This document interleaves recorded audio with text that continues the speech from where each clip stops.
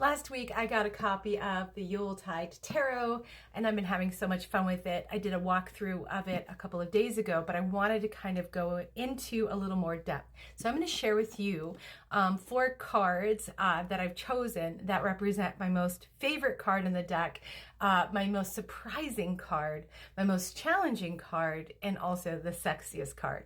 This is my favorite card in the deck, the Queen of Canes, which is the Queen of Swords.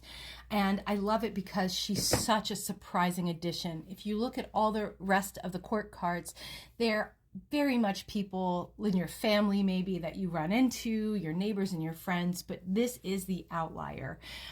She definitely has the Snow Queen vibe, but if you look, and very unusually for Queen of Swords, her candy cane sword is pointed down. It is not in the fully upright position reminiscent of justice, which is very atypical for Queen of Swords, Queen of Canes in any deck.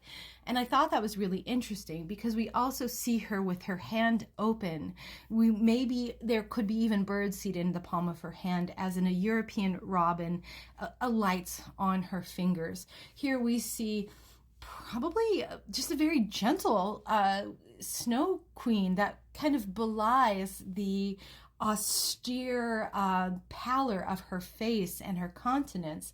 We see here a Queen of Swords really in the place of mercy. And I think that's very true for Queen of Swords in general, but we often don't see it so strongly communicated like we do in this deck. This was a super surprising addition. We have the Mari Wyd or Lwyd. I don't know how to pronounce it. It's Welsh. I'm sorry. But it's interesting because this is the High Priestess. And the High Priestess in this deck, as the Mari Lwyd, is a very fearsome creature. There are echoes of this archetype throughout Europe. We see it with the Caliche, we see it with the Frau Perkta.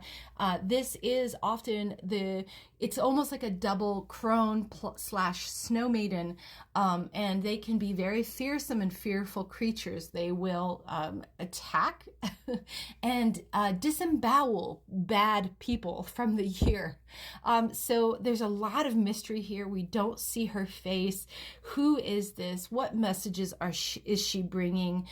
It definitely brings an intensity that I was not expecting in the deck. And often, and again, this is an outlier from the more gentle imagery we see, but I love it and I'm here for it. This is my most challenging card, and for really dumb and personal reasons.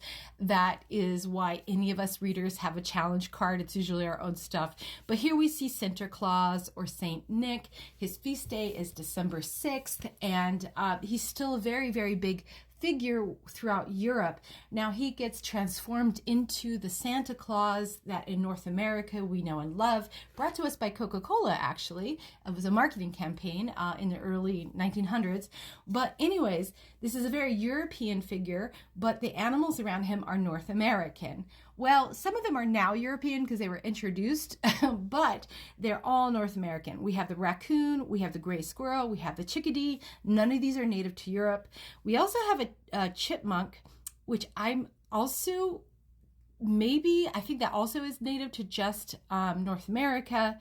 But the other 3 are European. So I just thought that was really interesting. I always notice animals in decks, and I was like, there are all these patently American animals in with a very European figure. And I know it's dumb. It's totally dumb. Now I will say the raccoon has broke out of a bunch of like fur places in Germany, is now become kind of naturalized, and the gray squirrel is a scourge in the UK and is becoming very problematic. So I just saw that. I was like, these things do not match the other things, and my brain is blowing up. And finally, just for fun, this is the sexiest card. I just thought this is a good looking gentleman bringing me gifts, and he is dressed very nicely, lovely wool coat with a beautiful scarf tied up. And if he came up in my Tinder, I'd swipe right.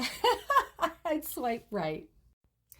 I really love this deck. It strikes the balance between a lot of different belief sets with the Yule season, but the creator is Druid, and so you see a lot of that throughout the deck. But even if you don't know anything about that, it's a very approachable, warm, and sweet deck. Yuletide Tarot.